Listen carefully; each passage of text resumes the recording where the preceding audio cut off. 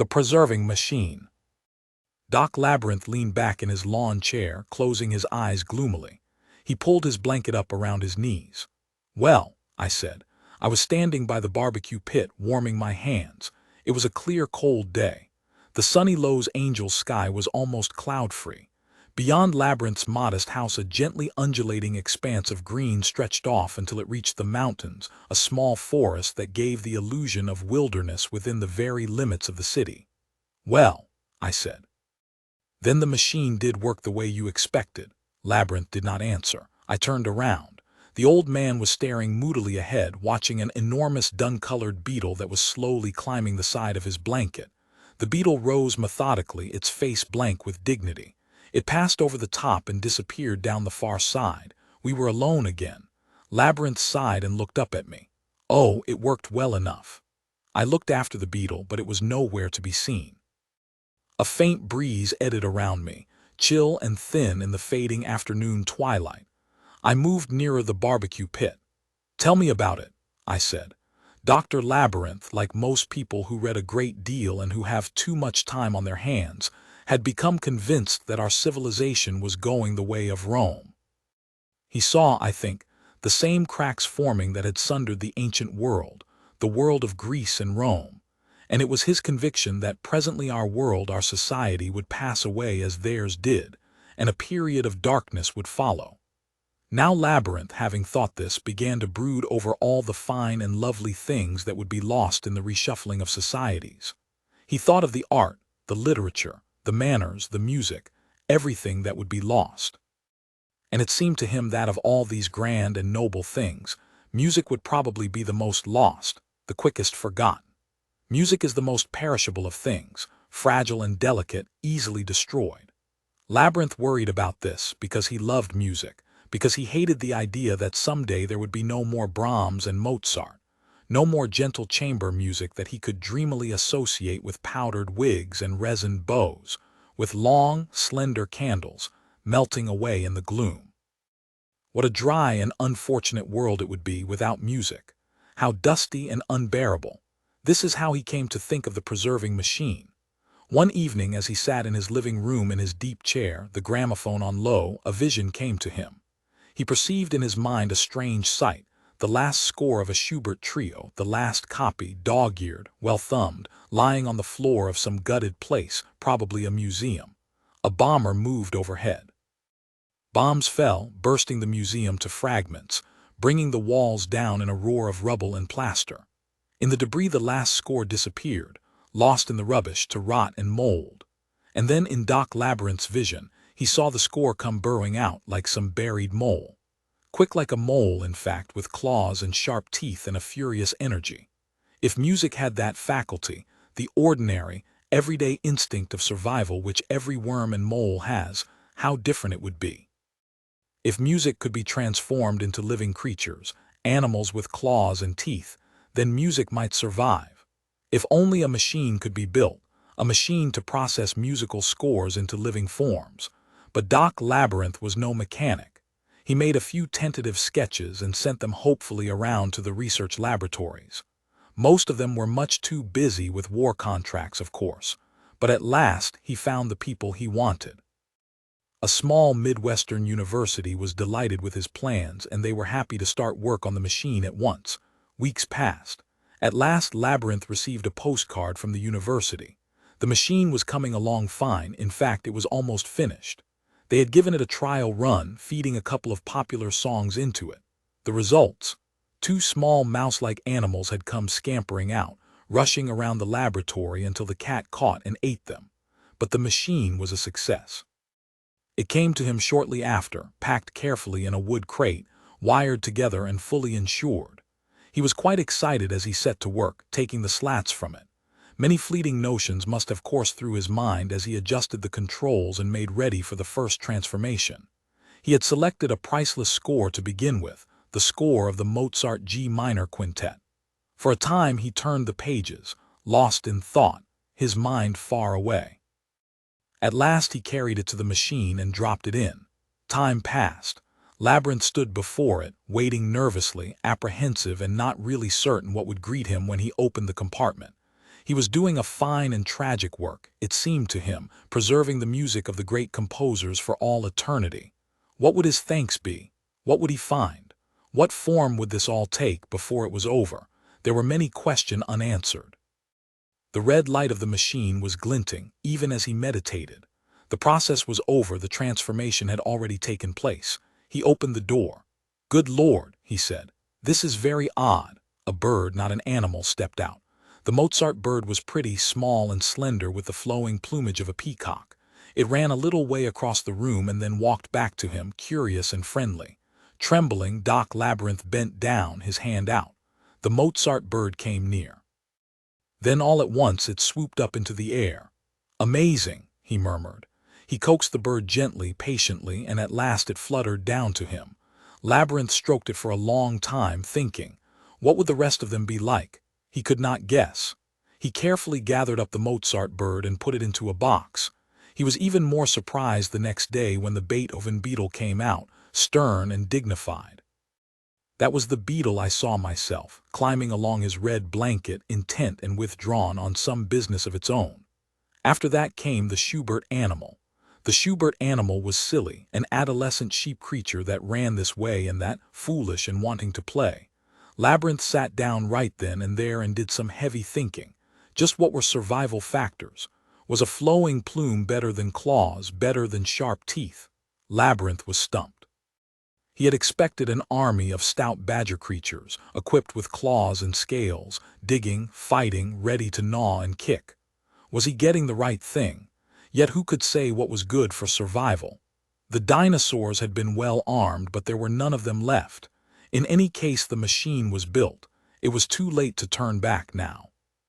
Labyrinth went ahead, feeding the music of many composers into the preserving machine, one after another, until the woods behind his house was filled with creeping, bleeding things that screamed and crashed in the night. There were many oddities that came out, creations that startled and astonished him. The Brahms insect had many legs sticking in all directions, a vast, platter-shaped centipede. It was low and flat, with a coating of uniform fur.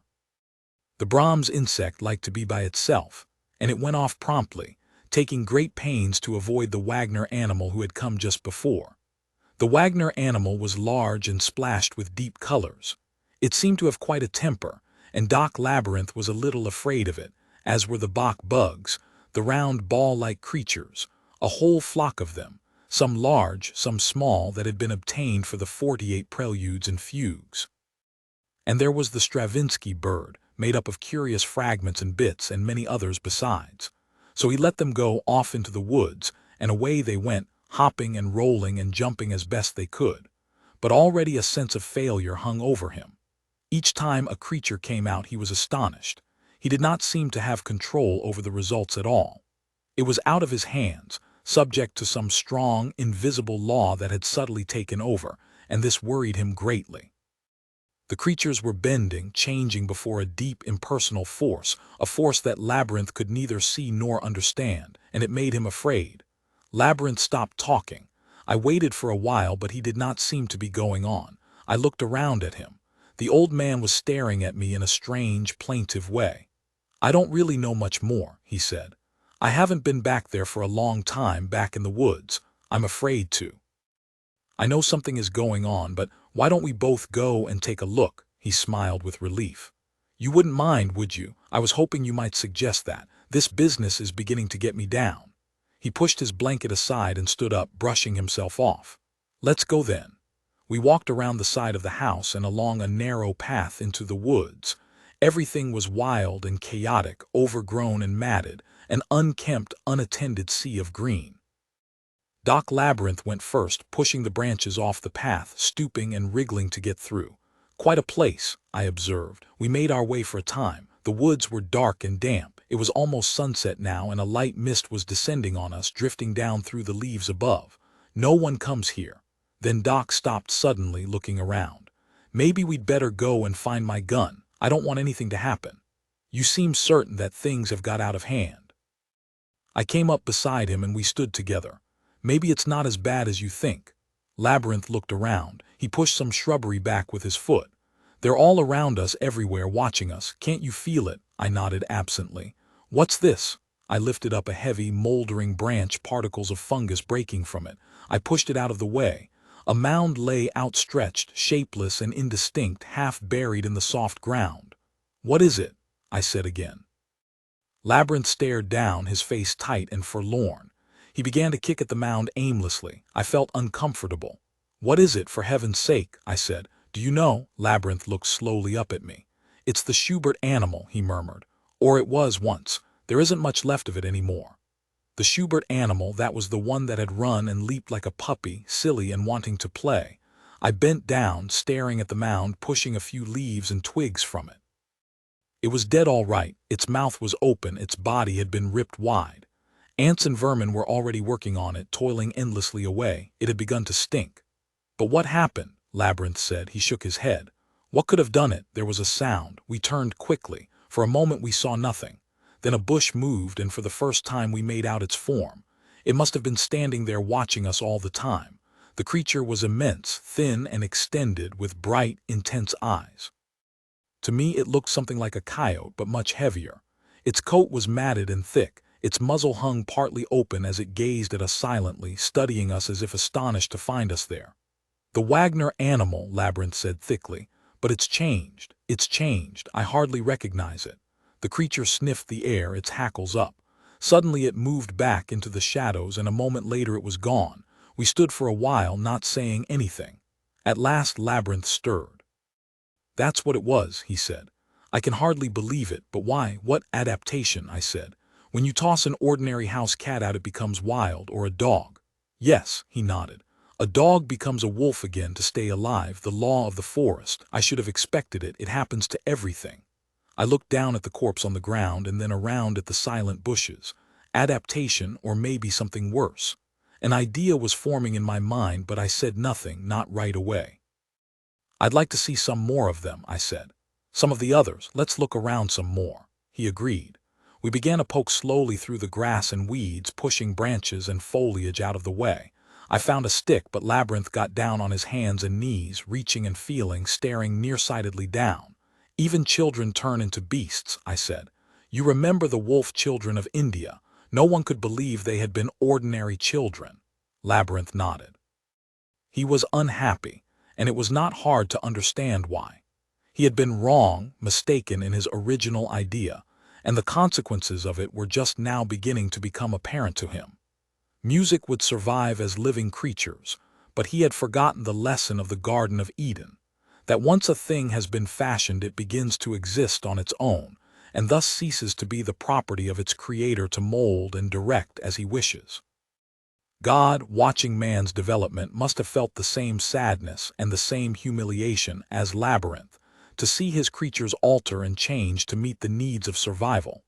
That his musical creatures should survive could mean nothing to him anymore, for the very thing he had created them to prevent, the brutalization of beautiful things, was happening in them, before his own eyes. Doc Labyrinth looked up at me suddenly, his face full of misery. He had ensured their survival, all right, but in so doing he had erased any meaning, any value in it. I tried to smile a little at him, but he promptly looked away again. Don't worry so much about it, I said. It wasn't much of a change for the Wagner animal. Wasn't it pretty much that way anyhow, rough and temperamental? Didn't it have a proclivity towards violence? I broke off. Doc Labyrinth had leaped back, jerking his hand out of the grass. He clutched his wrist, shuddering with pain. What is it? I hurried over. Trembling, he held his little old hand out to me. What is it? What happened? I turned the hand over. All across the back of it were marks, red cuts that swelled even as I watched. He had been stung or bitten by something in the grass.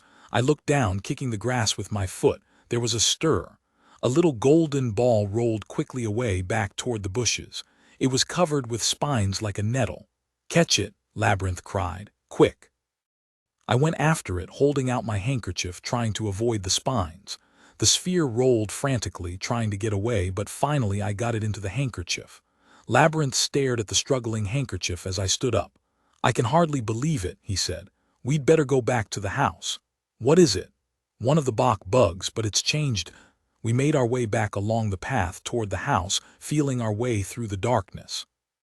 I went first, pushing the branches aside, and Labyrinth followed behind, moody and withdrawn, rubbing his hand from time to time. We entered the yard and went up to the back steps of the house, onto the porch. Labyrinth unlocked the door and we went into the kitchen. He snapped on the light and hurried to the sink to bathe his hand.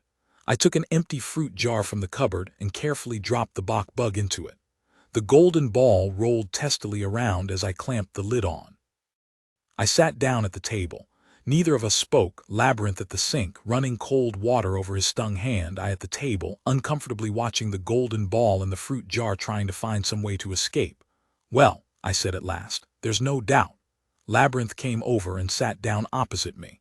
"It's undergone some metamorphosis. It certainly didn't have poisoned spines to start with. You know, it's a good thing that I played my Noah role carefully." "What do you mean?" "I made them all neuter. They can't reproduce. There will be no second generation. When these die, that will be the end of it. I must say I'm glad you thought of that." "I wonder," Labyrinth murmured. "I wonder how it would sound now this way." "What? The sphere, the Bach bug, that's the real test, isn't it? I could put it back through the machine. We could see. Do you want to find out?" "Whatever you say, Doc," I said. "It's up to you, but don't get your hopes up too far." He picked up the fruit jar carefully and we walked downstairs, down the steep flights of steps to the cellar.